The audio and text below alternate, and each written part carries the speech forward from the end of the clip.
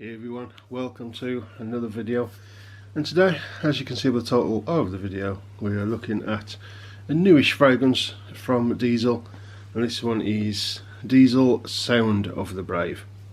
So this one is a flanker of Only the Brave, and quickly run through both the bottle and the box. There's the box, and here is the bottle. No real difference to the original. It even looks like the original with the juice. The juice is slightly darker. You probably won't be able to see that, or maybe not on camera, but it is a slightly darker colour than the original.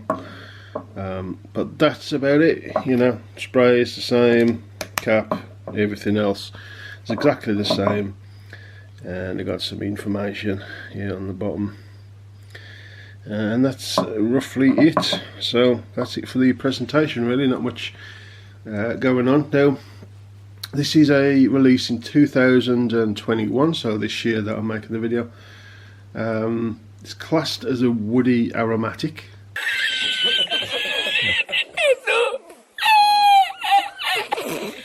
And very simple breakdown of notes. It's top juniper, berries and lemon, mid is sweet grass, and the base is amberwood. So for me, this, when you first spray this, it's sweet. To my nose, I don't really get much of the juniper, lemon, sweet grass, or really amberwood. It's got more of a sweet, playful, young person's, I would say, to my nose, it's very sweet orange, and which the opening reminds me very much of Versace Eros.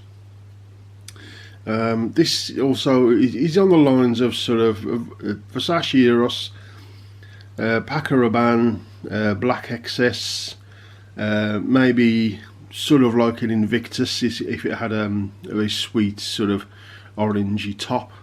That's the sort of vibe that this fragrance is and what it gives. Now, it doesn't change that much. I mean, it opens up, and it's actually quite a nice opening. If you like the opening of like Versace Eros, then you're probably going to enjoy this one. And if you're a young person and you like these new type of very sweet, almost cloyingly sweet fragrances, again, you're going to like this. As it starts to dry down a bit, it's almost linear, but a little bit of this sort of amber and slight woodiness starts coming up just a little bit, and it gets just ever so slightly sort of powdery on the dry down, but not really. I mean, you've really got to put it up to your nose, your skin to your nose to really get that powderiness, but it is there.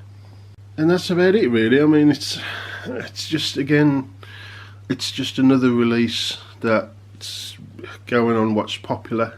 I mean, of course, this is Diesel's a young person's brand, really, and of course they're going to follow whatever the trend is with the young people, so you can understand it from a business point, especially from Diesel.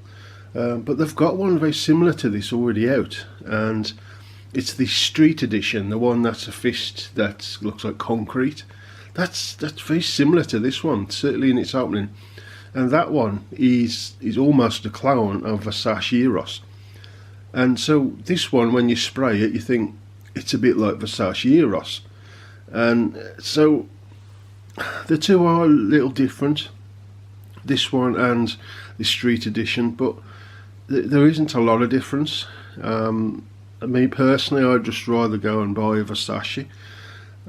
Just because I like the house of Versace. I think they've got a nice range of both classics and some modern. They've gone a bit modern, okay, with the Versace Eros, but I don't mind Versace Eros. It's not a bad release for a modern sweet scent. And I've got through a couple of bottles of that, smaller bottles, in the past. But you know, it's just, again, it's just the designers at the moment are just releasing things that smell like each other, and so everything is almost redundant, and unfortunately this one is one of them. Now, I will say that when it comes to performance, this one is way above average. It's very, very good. It's not excellent or beast mode, but it is very good. This will last all day long and project very well for most of that. If you get this on clothing, it will last 3 or 4 days easily before it even starts to go away on clothes. I've sprayed this under my t-shirt. End of the day, took it off, put it in a washing basket. A couple of days later, 2 or 3 days later, I believe it was, picked it up out the basket, and a big waft of this came from it. So it has got some performance at least, but in my opinion, this one is for younger people, which again is what it's designed for, really, from Diesel. It's for younger people. It is more, I would say, autumn and winter, and I would say it is good for if you're young, maybe a date, but this is more of like a clubber's fragrance. Again, like Eros and a few others, like Invictus, Black XS. It's more of a young person's sweet nightclub scent, but it's not bad for what it is. But again, there's things that already smell like this out on the market. So overall, I don't think it's a bad fragrance. It smells okay. Not my taste. I mean, I was gifted this. I think this is a 50ml bottle, if I remember rightly. And it's okay, But I can even see my daughter really liking this, and she will probably get this bottle if she likes it. Or she may give it to her boyfriend or something like that who's young and wears, of course, these sort of fragrances. So. I might wear a couple more sprays of it and wear it about a little bit, but I can't really see me wearing this. It's just not my cup of tea. It's youthful, which I'm not. I'm like 41. It's a clubbers thing. Well, I'm not really a clubber. I'm more like your biker, rocker, gothic kind of chap. So not really my scene. I'm not big on this sort of sickly sweetness that a lot of modern fragrances are doing at the moment. Even this sort of vanilla tonka bean dry down that everybody's doing, this has a little bit of that in here. It's just this phase that all these designers are going through. This vanilla tonka bean, this overly sweet stuff. It's just not my cup of tea. It really isn't. There's the odd one, like I said, Versace Eros. I think it's actually decent. But most of them I'm not keen on. So, but is there some quality in this? The quality isn't too bad in this. I think it's actually the quality of ingredients actually isn't too bad for Diesel. Some of their stuff in the past is questionable, but this one actually smells like it's got some decent ingredients in it. The longevity is very good. Good for 2 seasons. And if you're young and you want to go clubbing, well, and you want to spell modern, it's a good one to look at for a different alternative, and something that's brand new out in 2021. So that's my review of Diesel Sound of the Brave. Not my thing, but if you're young and you're in a new clubbing scent that smells like every other clubbing scent at the moment, then you want something new, then give this a go.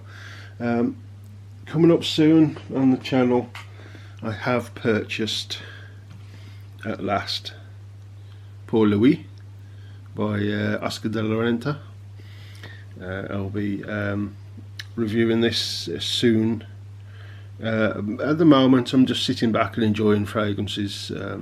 I don't wear them every day.